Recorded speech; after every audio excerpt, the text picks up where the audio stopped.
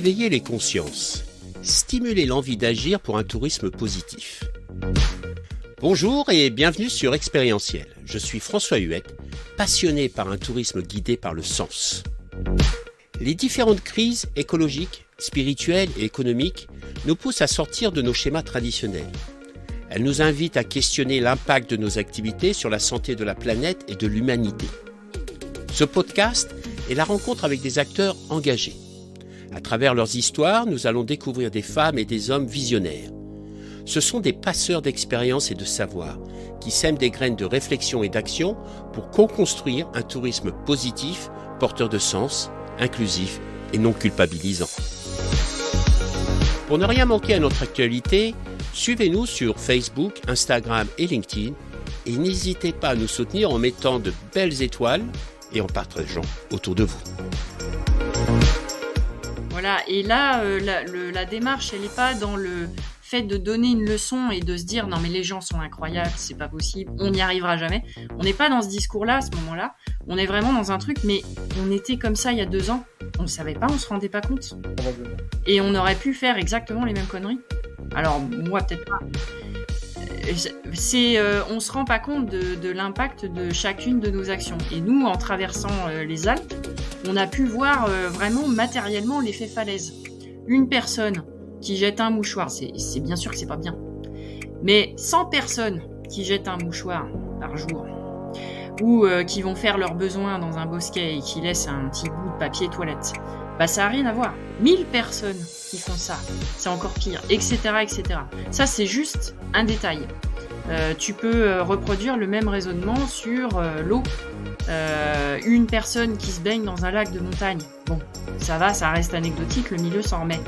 10 personnes qui se baignent, déjà ça a un impact. 100 personnes qui se baignent, ça peut devenir vite catastrophique. Tu peux avoir des pollutions incroyables dans les lacs de montagne qui sont à l'origine du cycle de l'eau, quasiment.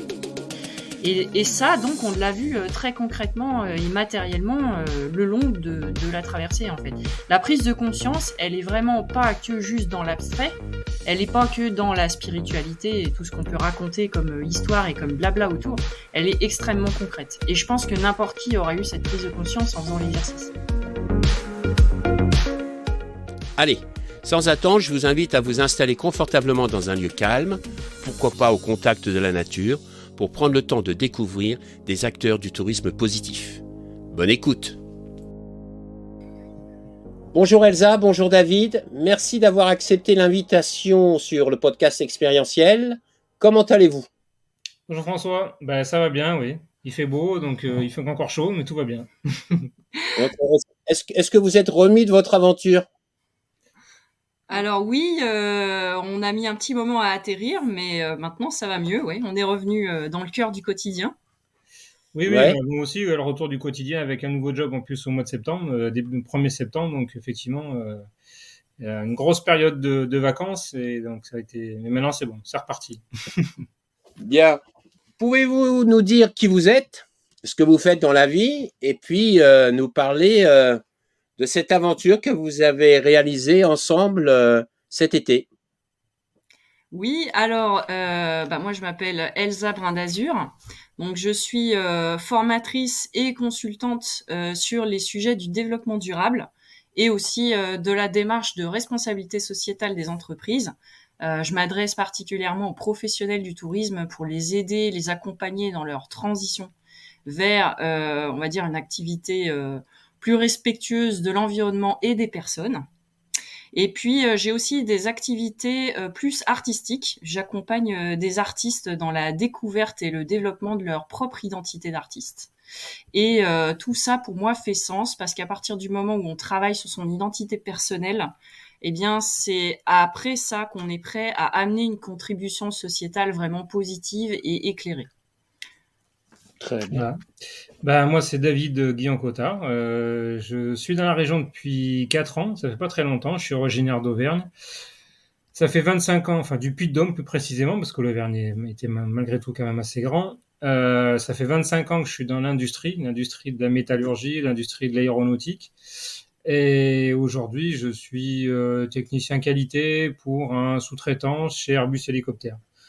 Voilà, ça fait pas très longtemps que j'ai intégré le groupe, cette entité ou cette grande entreprise. Ça va faire à peu près 4 ans que j'ai intégré cette grande entreprise. Voilà. Très bien. Alors, vous n'êtes pas tout à fait normal. Non, non, non, non, non, je vais pas dire ça. Vous êtes ambitieux, vous avez besoin de défis et vous avez donc co-construit ensemble un projet d'une petite promenade en montagne. Est-ce que vous voulez nous en dire un peu plus? Oui, alors la co-construction a été, on va dire, sur le mode du ping-pong. À la base, c'était plutôt un projet à moi qui me tenait à cœur. J'avais fait une première tentative sur la traversée du Mercantour, qui est un parcours mythique pour les marcheurs du Sud-Est, dans un parc qui est exceptionnel à plusieurs égards, qui rassemble plusieurs milieux montagnards et naturels. Moi, c'est un territoire de cœur que j'aime beaucoup, que je connais bien. J'ai tenté une première fois de le traverser. J'ai dû m'arrêter au bout de 4 jours sur blessure. David m'a beaucoup accompagné dans cette acceptation de l'arrêt du projet. Et d'autres personnes aussi m'ont accompagné. Rémi Camus, si un jour il écoute ce podcast, se reconnaîtra. C'est un explorateur qui a eu des mots forts pour moi à Topresa. D'autres personnes aussi m'ont vraiment encouragé. T'en fais partie, François, d'ailleurs. Hein.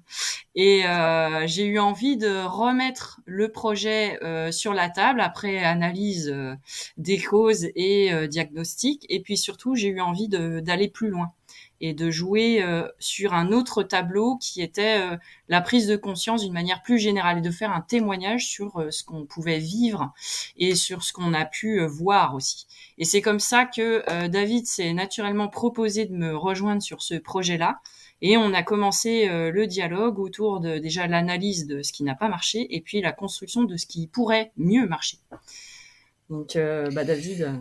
Oui, bah là, voilà, au départ, donc quand elle m'a proposé son projet, effectivement, c'était quelque chose qui m'intéressait, mais sans plus au départ. Voilà, ça a été quelque chose d'intéressant.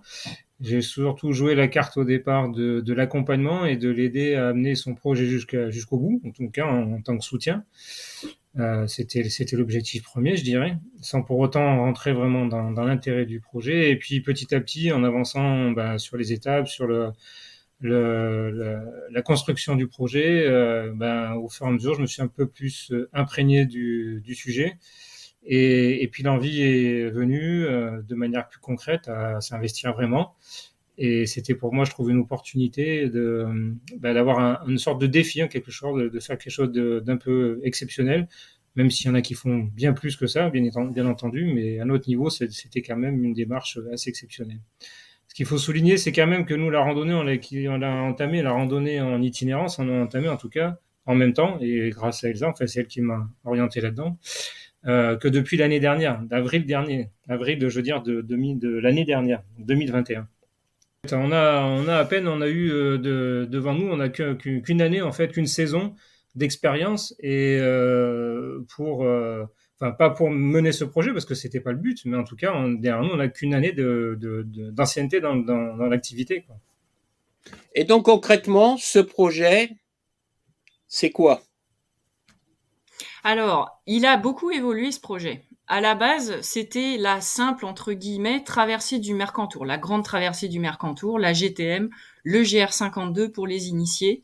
Donc, 215 km de traversée sur entre 15 et 20 000 mètres de dénivelé. Un parcours très précis, explicité dans un petit livre écrit à cet effet par le conseil départemental. Au départ, c'était ça le projet. Et puis, l'expérience aidant, la réflexion aidant, j'ai commencé à douter sur l'itinéraire, notamment à cause du stress hydrique qu'il y a dans la région du Mercantour. Parce que sur une itinérance comme ça, il faut s'approvisionner en eau. Évidemment, on ne se trimballe pas des bouteilles d'eau, des packs d'eau dans le sac à dos. Il faut pouvoir boire dans l'eau des torrents, parce que on se retrouve dans un univers de haute montagne, on ne croise pas toujours des villages. Et je me suis dit, dans l'état où doit être le terrain, il est probable qu'on ait des grosses difficultés à trouver de l'eau sur le terrain. Ça, accumulé à la chaleur, fait que je me suis dit, on va passer un séjour très difficile. Et j'ai commencé à étudier un projet un petit peu alternatif qui consistait non pas à descendre du nord au sud comme ça se fait normalement sur une GTM, mais à remonter du sud au nord pour aller justement vers des territoires où il y a un petit peu plus d'eau, un peu moins de chaleur. Et c'est comme ça qu'est née la traversée des Alpes alternative, donc par des sentiers buissonniers, puisqu'on n'est pas passé par forcément les GR, pas par le GR5, qui est celui de la traversée des Alpes officielle, la GTA, Grande Traversée des Alpes. Et finalement, l'itinéraire s'est construit jusqu'à la dernière minute et jusque même pendant le trajet, parce qu'on a été amené à revoir des étapes au fur et à mesure, en fonction de ce qui nous apparaissait sur le terrain, en fonction de ce qu'on apercevait à l'horizon, de notre sensation du moment, de ce qu'on percevait de la géographie, de notre intégration profonde du territoire et de ce qu'on sentait intéressant en fait. On s'est laissé beaucoup guider aussi par l'intuition, pas que par les cartes et par la théorie. Oui, il y a la théorie et la pratique. Ouais. Et la pratique, oui, c'est important aussi. Ouais. Bon, on va parler tout à l'heure de la préparation parce que on parle de combien de kilomètres? Alors, à la base, c'était 250 km et j'avais aucune idée de savoir si j'étais capable d'aller au bout, moi, à titre personnel. David, j'avais pas trop de doutes. Moi, pas plus. J'avais des gros doutes aussi. Je me suis dit, bon, on verra jusqu'où on ira. Et ça s'est fini au compteur après enregistrement des traces à 485 km. 485 kilomètres, combien de dénivelé? Alors, en positif, c'était 36 000 mètres de dénivelé cumulé. Bon, positif et négatif. Ça se rejoint, négatif et positif. Étrangement, ça se rejoint. Même si c'est pas des boucles. À aucun moment, ça a été des boucles. Ça a toujours été, enfin, si, le départ en Mercantour, mais la traversée, c'est quand même qu'une traversée d'un point A à un point B, mais linéaire et pas en boucle.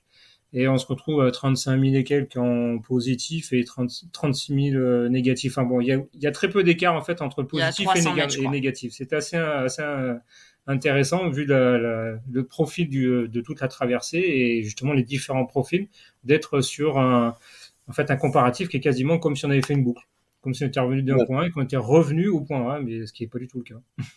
Et sur combien de jours? 27 jours au total. De jours efficaces de marche. Et il y a eu une journée de pause au milieu.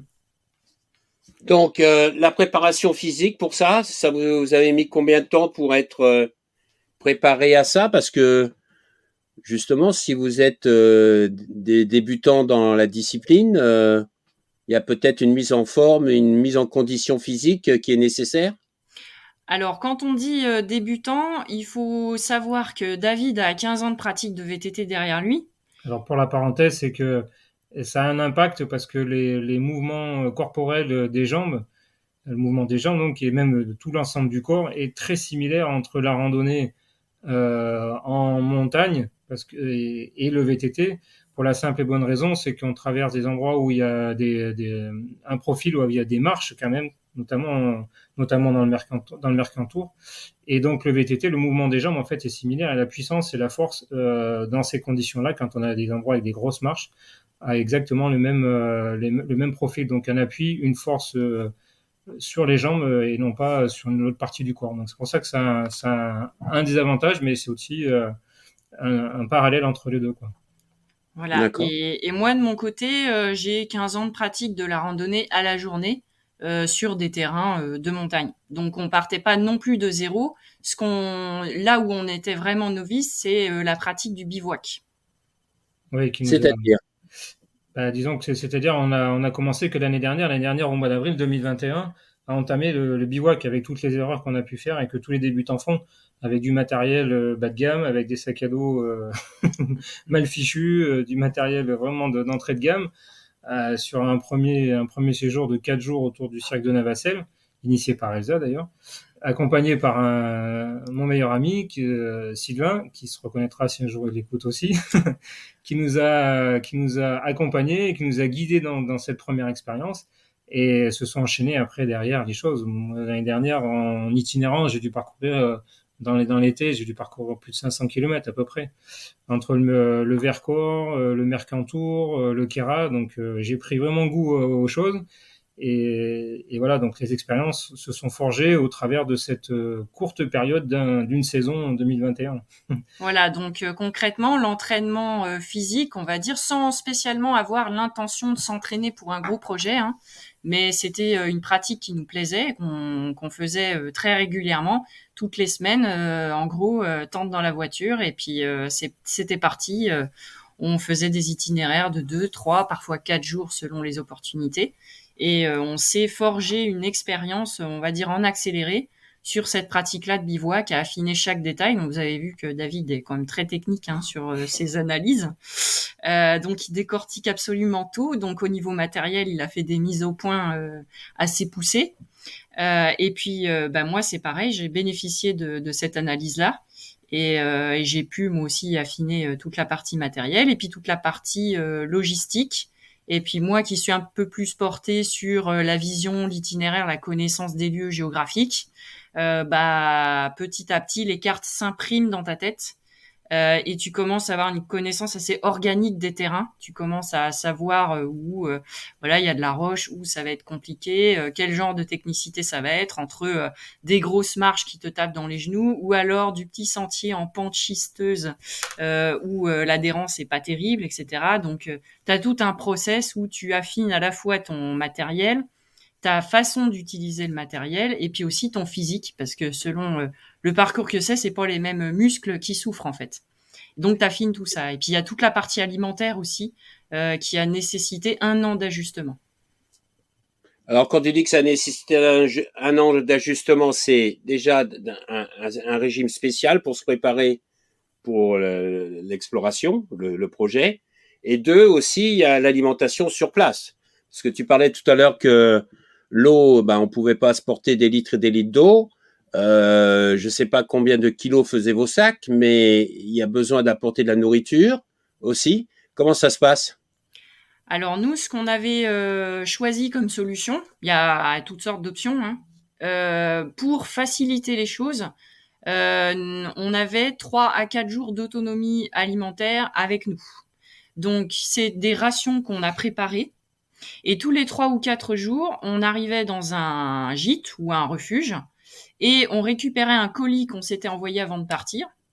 Et ça nous permettait comme ça de recharger en nourriture. Sur la préparation alimentaire pas post du moins, en préparation du moins de cet événement, il n'y a pas eu de préparation alimentaire particulière parce qu'on n'est pas dans un esprit de performance. Effectivement, moi j'ai déjà eu fait dans le VTT ce genre d'activité ou dans la course à pied aussi, où on se prépare alimentairement, on se dit 2-3 jours avant qu'il y ait des calories, on va prendre des sucres lents pour résister le jour de l'événement, mais là c'est pas du tout le cas. Donc une alimentation basique, comme tous les jours, est largement suffisante. En revanche, sur le terrain, oui, mais il y a une chose qui est hyper importante, et c'est une des choses qu'on a retenues, que j'ai retenues, c'est que on a avancé à notre rythme, sans se mettre dans le rouge, ou en tout cas le moins possible. Donc l'apport alimentaire est largement en dessous du besoin, de ce qu'on aurait eu besoin en fait pour compenser la perte calorique. On était quand même largement en dessous. On devait dépenser peut-être, 5-6 000 calories par jour peut-être, et on en avait 3 fois moins, voire même pas. Donc il n'y a pas eu de préparation alimentaire particulière pour ça. C'est vraiment au jour le jour, et c'est surtout le fait de se préserver et d'avancer à son rythme pour pas se mettre dans le rouge, contrairement à une performance. Voilà, donc il y avait aussi un ajustement qui a pris des mois sur les grammages des rations. C'est-à-dire que l'objectif là, c'est de porter le moins lourd possible pour que ça soit le moins pénible et que tu dépenses le moins d'énergie. Donc, on a essayé d'atteindre notre grammage idéal à chacun. Il est spécifique à chaque personne, c'est-à-dire que David n'avait pas les mêmes grammages que moi. Pour que il y ait pas de fringales entre les repas et pour que ça soit pas trop lourd dans les sacs. Donc ça a été quelques week-ends de test où j'ai souffert de la faim, ou alors j'ai trop mangé et c'était trop lourd. Et quand t'as trop mangé et que c'est trop lourd dans ton sac, clairement t'avances pas pareil. Donc ça a été toute une gestion assez fine. Ça a été aussi des essais de recettes, parce que David aime la cuisine et cuisine bien. Donc l'idée sur 27 jours, c'est pas de manger toujours du riz, des pâtes et des trucs pas bons, hein. C'est aussi de garder une forme de plaisir pour pas être lassé ou rajouter de la difficulté à la traversée. Faut qu'il y ait quand même ce moment où tu te restaures, et que ce moment où tu trouves un petit peu de plaisir aussi. faut varier les plaisirs parce que la marche, c'est quand même un exercice assez monotone, hein. Donc, il faut saisir chaque occasion de se faire plaisir sensoriellement. Et donc, il a fallu mettre au point des rations qui, à la fois, rentrent dans les apports caloriques, ne soient pas trop lourdes, et puis permettent d'avoir une diversité dans les plats. Donc, clairement, on n'a pas tourné sur 5 plats, hein. On a essayé de varier les rations, varier les menus. Ça a nécessité des mois d'essais de mise au point parce que déshydrater, c'est une science. T'as pas de livre de recettes pour faire ça, faut faire des essais. Parfois, ça se passe pas comme tu le souhaites. Parfois, tu te retrouves avec un truc, ça fonctionne pas du tout, c'est tout sec, c'est imbouffable. Au contraire, parfois, ça se barre en charpie, ça fait une bouillie, c'est horrible. Donc, c'était tout un banc de tests qui a duré des mois et voilà, on a réussi à être prêt peut-être 2 semaines avant le départ, quoi. Bon, et avant tout ça aussi, il y a quand même une chose aussi, j'en reviens encore un peu, pas toujours aux mêmes choses, mais ça revient sur le même thème, c'est qu'il faut apprendre à se connaître soi-même et savoir quels sont ses besoins. Et c'est justement toute cette expérience sur une saison et puis un peu de cette année aussi qui nous a permis de se dire, voilà, moi je sais que pour le petit déjeuner, 180 grammes d'apport énergétique, ça me suffit. Il y a d'autres personnes, Elsa, il faut peut-être 200 grammes, d'autres personnes, 150 grammes, ça leur suffit. Donc la clé de tout ça, en fait, dans tous les aspects physiques et alimentaires, c'est d'abord de bien se connaître et bien connaître ses propres besoins. Et ça s'adapte et ça s'ajuste en fonction, effectivement, de ses propres besoins. Il n'y a pas de standard. Et par rapport, alors maintenant, on va passer justement à ces 26 jours. Vous êtes tous les deux, pratiquement 24 heures sur 24, pendant 26 jours, dans des efforts physiques. Comment ça se passe? Ça s'est bien passé. Alors, ça s'est plutôt très bien passé. Je pense qu'il y a une des clés aussi, c'est il y a des personnes qui ont besoin de communiquer, d'échanger. Moi, d'entrée de jeu, je lui ai dit, de toute façon, Elsa, je pense qu'il y a des jours où je parlerai peut-être pas. Et c'est ce qui s'est passé. On a eu des grands moments, et aujourd'hui encore, hein, dans des balades à la journée, des parties de journée où on ne s'est pas décroché un mot. Ça reste une introspection, on reste un petit peu enfermé dans soi-même, à réfléchir, à penser à 1000 choses. Mais je pense c'est important aussi, il y a une clé là-dedans, c'est de savoir respecter le besoin de l'autre, tout simplement. Et à la journée, forcément, il y a des moments où on ne peut pas toujours échanger. On évoque des sujets sur l'environnement, etc. Mais je pense qu'une des clés, c'est ça aussi. Et le soir, on se retrouve un petit peu à plus ou moins discuter, ou pas, des fois. La fatigue aidant aussi. On éteint les lumières et boum, à demain. Et dans la durée, justement, est-ce que ce mental, cette réflexion, cette introspective personnelle, est-ce qu'elle évolue? C'est-à-dire que les choses auxquelles tu réfléchis au départ sont peut-être des choses qui correspondent à ton quotidien, et puis au fur et à mesure, est-ce que tu décroches justement et tes pensées vont ailleurs, touchent d'autres sujets, d'autres aspects de qui tu es, quoi, ou de ce que tu ressens, de ce que tu vis? Ouais, moi, ça a été assez profond, effectivement. Au début, il y a eu de l'effervescence, de l'énergie, de plein de choses. On avait envie de partager, d'imaginer plein de trucs. On a fait quelques vidéos, on n'en a pas fait beaucoup. On s'est dit au départ qu'on voulait faire une vidéo par jour pour un petit peu donner de l'info à la famille, etc., aux amis. Bon, ça s'est un petit peu estompé. Et effectivement, au fur et à mesure, il y a quand même quelque chose de très très très profond qui s'est installé. Enfin, moi, en tout cas, dans mes réflexions. Bon, il y a peut-être un contexte particulier parce que j'envisageais une reconversion professionnelle. Donc, il y a beaucoup beaucoup beaucoup de choses sur le plan personnel qui sont venues se mettre dedans.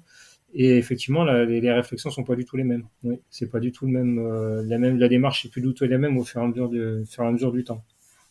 Et toi, Elsa? Alors moi, effectivement, alors c'est pas mon premier voyage introspectif, on va dire. Le voyage, c'est quelque chose que je pratique depuis assez longtemps, et cette descente en profondeur, je la connais assez bien. Donc effectivement, au début, t'es peut-être plus dans apprivoiser tes sensations. Enfin moi personnellement, apprivoiser tes sensations, parce qu'au début, malgré la pratique et l'entraînement, ça peut être difficile. Les premiers jours, je te cacherai pas que sous 29 degrés, après avoir pris un coup de soleil d'anthologie et 2200 mètres de dénivelé avec les sacs à dos remplis à bloc, 14 kilos en moyenne, enfin 15 kilos en moyenne.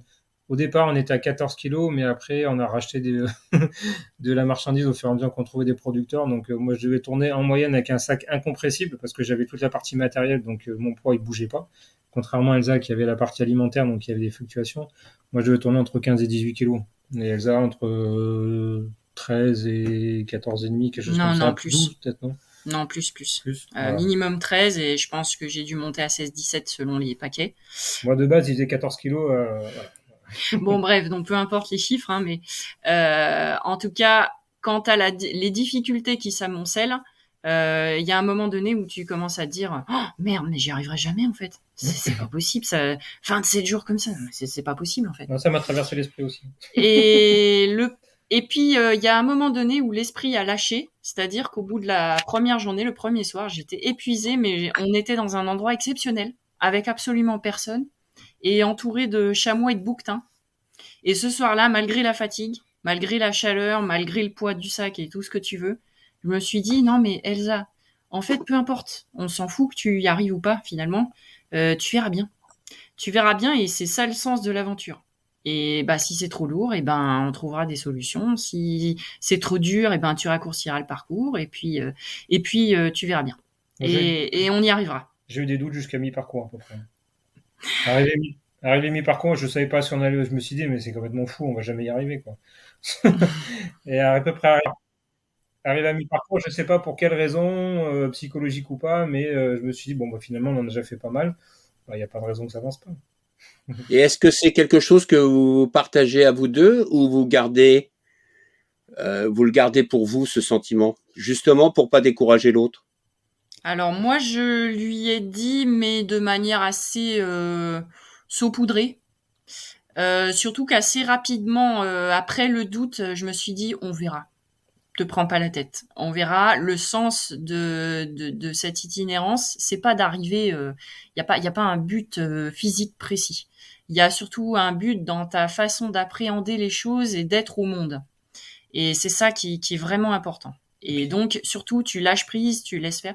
Et j'ai appris à faire ça. Et puis, je lui en ai parlé de manière assez transparente. Et lui aussi, on a l'habitude de se raconter énormément de choses. C'est ce que je voulais en venir dans tout ça, c'est que dans cette histoire, c'est qu'on a on n'a pas de frein. On n'a pas de frein à se dire les choses. Donc si ça va ou ça va pas, et ben s'il faut l'envoyer promener ou lui dire c'est arrivé, et ben voilà.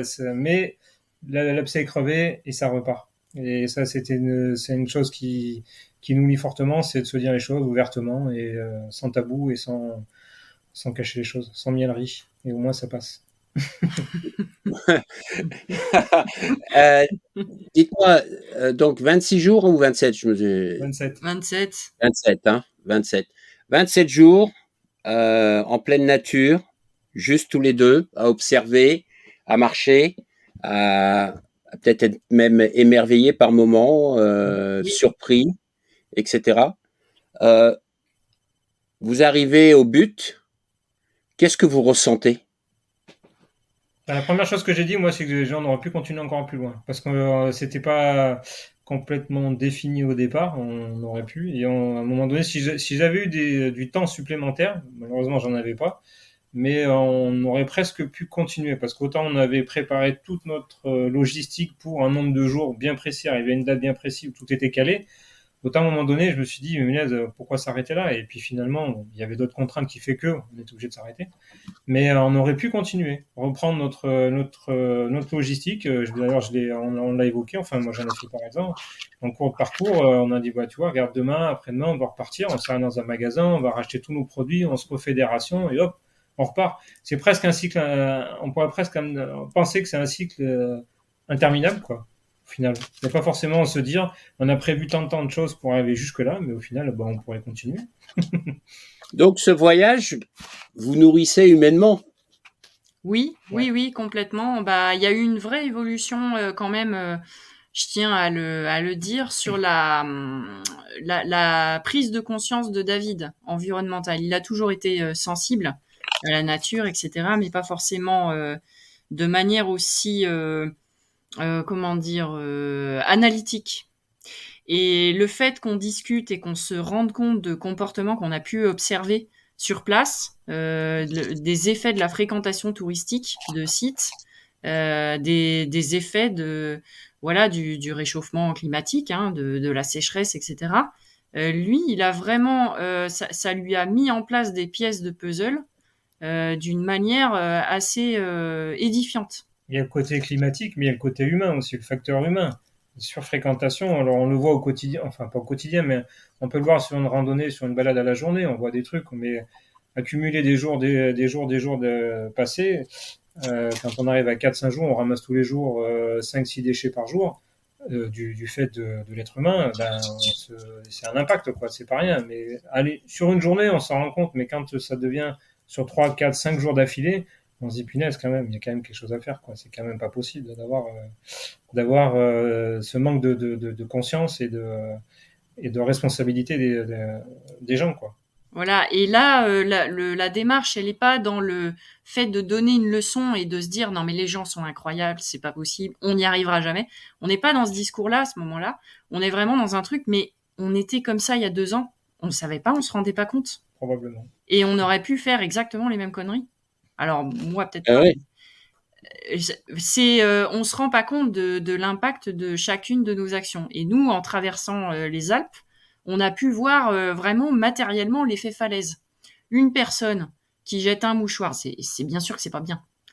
Mais 100 personnes qui jettent un mouchoir par jour, ou qui vont faire leurs besoins dans un bosquet et qui laissent un petit bout de papier toilette, bah ça a rien à voir. 1000 personnes qui font ça, c'est encore pire, etc., etc. Ça, c'est juste un détail. Tu peux reproduire le même raisonnement sur l'eau.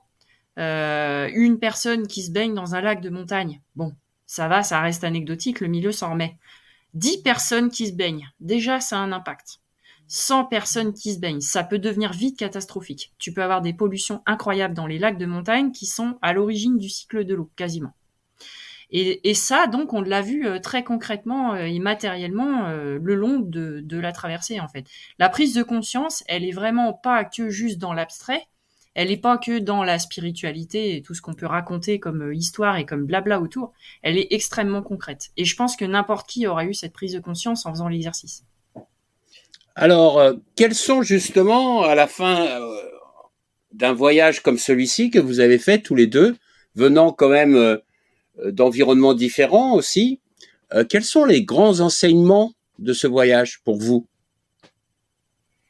Alors moi, il y en a un que j'ai retenu et que j'ai remis en place. J'ai un régime pas particulier, mais j'ai adopté un mode d'alimentation qui est un repas le matin, un repas normal, complet le matin. Je mange pas à midi, je bois que du thé et un repas léger le soir.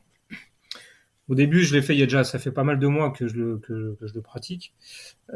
C'était à la base tout simplement pour sortir du petit déjeuner classique à sucré français, on va dire, et arrêter la diversité surtout, ou avoir de la diversité, arrêter le coup de barre de 11 heures. Je passerai toute l'étude que j'ai pu en tenir compte, en tout cas sur le sucre, etc. Le coup de fatigue après le déjeuner, etc. Enfin bref, toutes ces contraintes-là. Et donc j'avais tendance à avoir un repas très riche le matin, très lourd, parce que je me suis dit je vais jamais tenir toute la journée. Et en fait cette traversée avec une alimentation très réduite, parce qu'on avait quand même que 600 grammes de produits secs par jour, entre le matin, le midi et le soir, donc c'est pas énorme, hein. En termes de calories, j'ai pas fait le calcul de calories, mais ça revient pas grand chose. Et donc au retour, je me suis aperçu qu'en fait finalement il n'y avait pas besoin de manger autant. Et j'ai réduit énormément ma consommation alimentaire. Je garde toujours le même type de régime, mais le matin, au lieu de m'enquiller une très plate de 400 grammes en se disant je vais jamais tenir toute la journée, bah, finalement on voit bien qu'un effort physique avec 200 grammes de céréales à midi, le matin, quelques graines à midi, on va dire 100 grammes de graines à midi, et un plat de à peu près 150 grammes secs de féculents le soir, ben, ça suffit. Et moi, c'est ce que j'en ai surtout retenu, c'est d'avoir une alimentation beaucoup moins conséquente que ce que je pouvais avoir avant. En gardant les plaisirs, bien entendu, mais en tout cas, c'est surtout ça. Et j'ai changé mon mode d'alimentation aussi par rapport à mon cadre de travail. Il y a aussi derrière ça, je pense, une certaine, il s'est saisi du sujet de qu'est-ce qui est essentiel, qu'est-ce qui est superflu, d'une certaine façon. Aussi, oui. Et toi, de ton côté, Elsa? Alors moi, ça a été ça le sujet en fait, c'est-à-dire un petit peu l'extension voilà de la réflexion de David. Qu'est-ce qui est essentiel, qu'est-ce qui est superflu? Et il y a des choses qui me sont apparues, notamment avec la pratique de la méditation tout au long du parcours. J'ai pas fait que marcher tout le long, hein. J'ai un peu dessiné aussi. J'ai pris des temps pour dessiner, peut-être pas encore assez parce qu'on avait des sacrées étapes quand même. Tu pouvais pas rester 3 heures à dessiner, c'était pas possible. Et j'ai pu méditer. Ça, c'est assez simple à mettre en œuvre. C'est 10 minutes, un quart d'heure de pause au bord d'un lieu. Moi, j'aime bien l'environnement des lacs et des rivières. Sur ces espaces-là de connexion au grand tout, on va dire, et ces espaces d'introspection personnelle, il t'apparaît les choses beaucoup plus clairement, avec une simplicité, avec une évidence. Et d'un coup, t'as comme si des briques s'envolaient de ton sac à dos. C'est comme si quand tu remets ton sac, il pèse 3 kilos de moins. Tu te sens beaucoup plus fluide et tu vois plus loin. C'est un peu comme si tu avais mis des sortes de lunettes qui te permettent de voir plus loin, plus large. Pas forcément plus en détail, mais au contraire, d'élargir. Et c'est la réflexion qui m'est vraiment venue autour de ça, c'est qu'est-ce qui est essentiel, qu'est-ce qui est superflu, et qu'est-ce qu'il faut suivre en priorité quand tu commences à te sentir submergé par le flot du quotidien. Et ça, c'est quelque chose qui va m'aider pour la suite, je pense, et qui m'a inspiré. J'ai commencé à écrire sur le sujet. On verra ce que ça donne. Encore une fois, un nouveau voyage qui commence. Je ne sais pas si j'irai au bout. Je ne sais pas si je tiendrai les X pages à écrire de traversée personnelle. Mais en tout cas, ça m'a ouvert cette porte-là. Alors moi, j'ai réagi complètement différemment, enfin pas complètement, mais j'ai pas fait de méditation, je médite pas de manière au quotidien, de toute façon, je pratique pas. Ma méditation, ça a été le soir de profiter dans un environnement calme, appréciable, où j'appréciais beaucoup l'environnement, c'est la musique. Alors chacun son truc, je pense. Moi, j'avais mes écouteurs, c'était indispensable. Pour moi, la musique fait partie de ma vie et j'ai besoin de musique. Et ça a été mon univers. Et à contrario, je pense peut-être Elsa qui s'ouvre l'esprit, voit loin. Moi, ça a été l'effet complètement inverse. J'étais incapable de réfléchir à des projets futurs. J'étais sur le moment présent, à profiter de la musique et observer devant. C'est tout. J'ai essayé à plusieurs reprises, j'ai des projets en tête. J'ai essayé de travailler sur ces projets et j'étais incapable. J'ai pas pu le faire. J'avais l'esprit qui était pas dans cette configuration, qui était là. L'esprit était ici, au point où j'étais et pas ailleurs. Donc on n'a pas du tout la même approche. Et le retour dans votre quotidien que vous avez laissé tomber pendant 27 jours, comment ça se passe?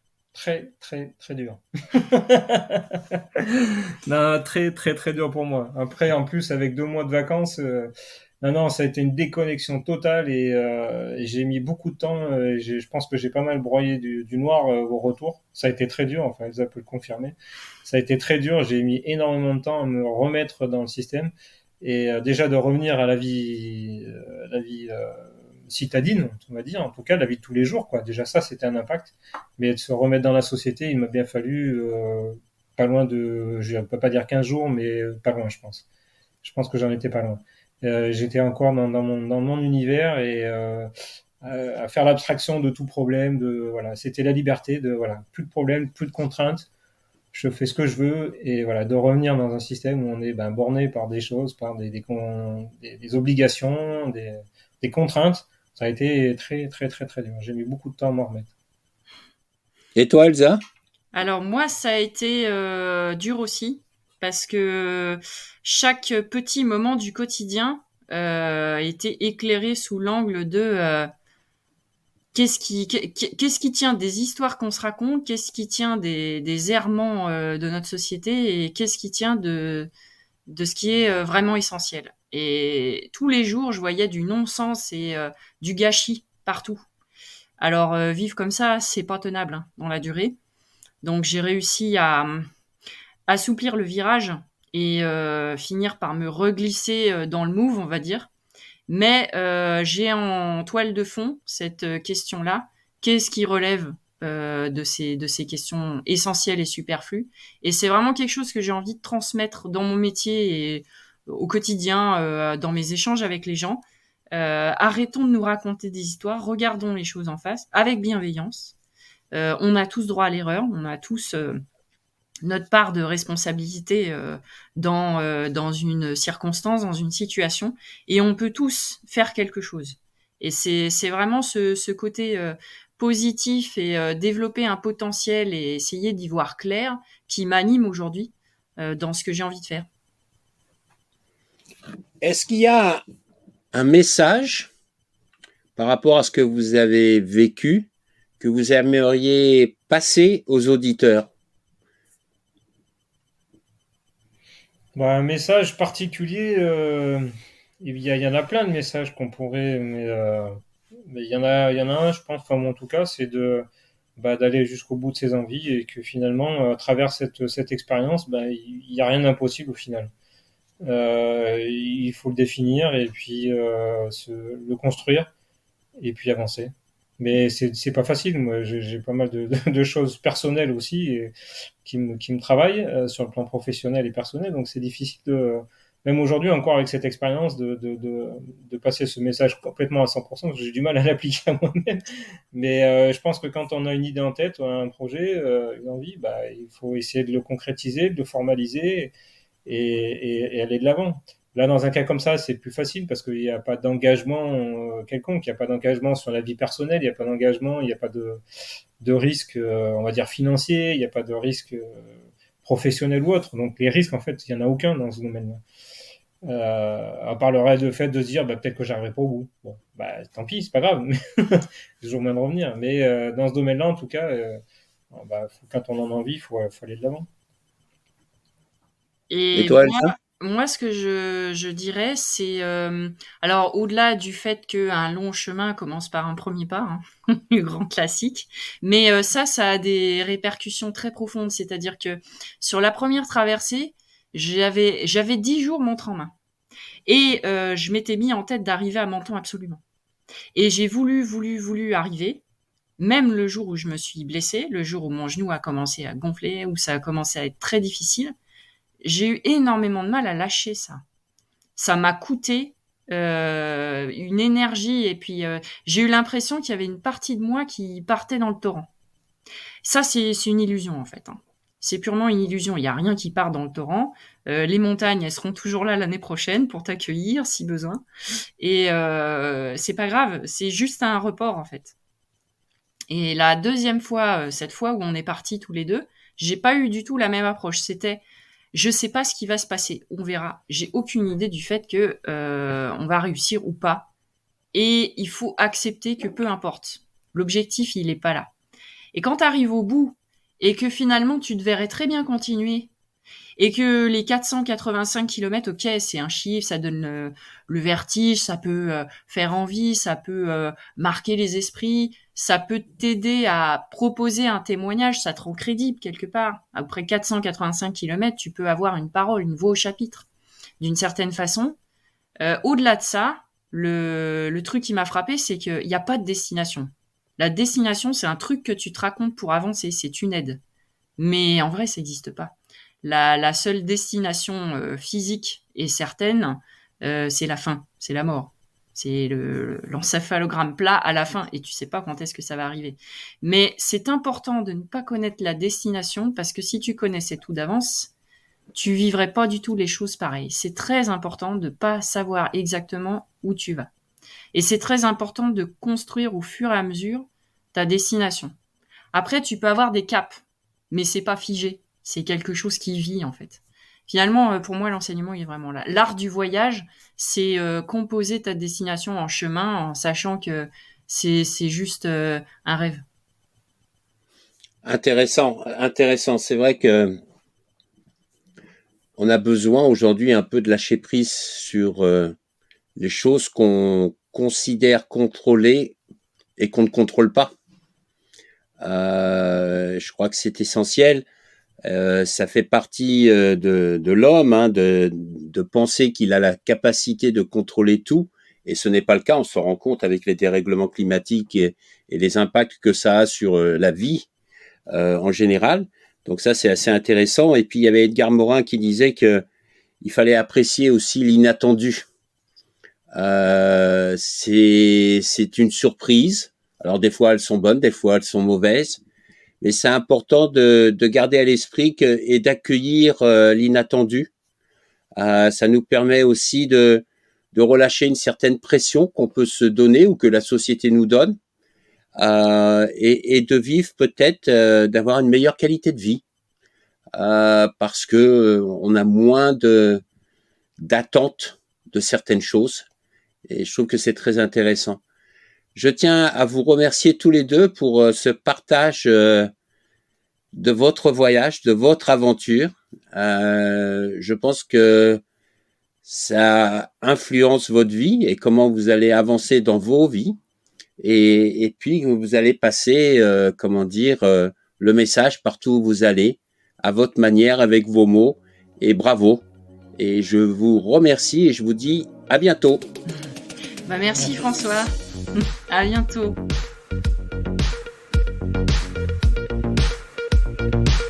Voilà, c'est la fin de notre voyage du jour. J'espère que vous avez vraiment passé un agréable moment en notre compagnie et que nous avons pu semer des graines d'inspiration et d'action. Surtout n'oubliez pas, le tourisme de demain, c'est maintenant qu'on le construit et ensemble. C'est un tourisme qui est guidé par le sens, l'expérience et en lien avec nos territoires pour assurer la pérennité de nos métiers et de nos activités. C'est essentiel. Si vous avez vraiment aimé ce podcast, favorisez sa diffusion en lui donnant 5 belles étoiles sur Apple ou la plateforme de podcast préférée que vous utilisez. Et puis, surtout, et ça c'est le plus important, n'hésitez pas à partager dans votre réseau. Essayez la connaissance, essayez le partage d'expérience. C'est essentiel pour chacun d'entre nous d'avoir accès à cette information. Et puis, si vous voulez continuer l'aventure avec nous, le voyage avec nous, je vous invite à vous abonner pour suivre tous les épisodes gratuitement et être informé dès qu'ils sont publiés. Voilà. Je vous remercie et à très bientôt. Au revoir.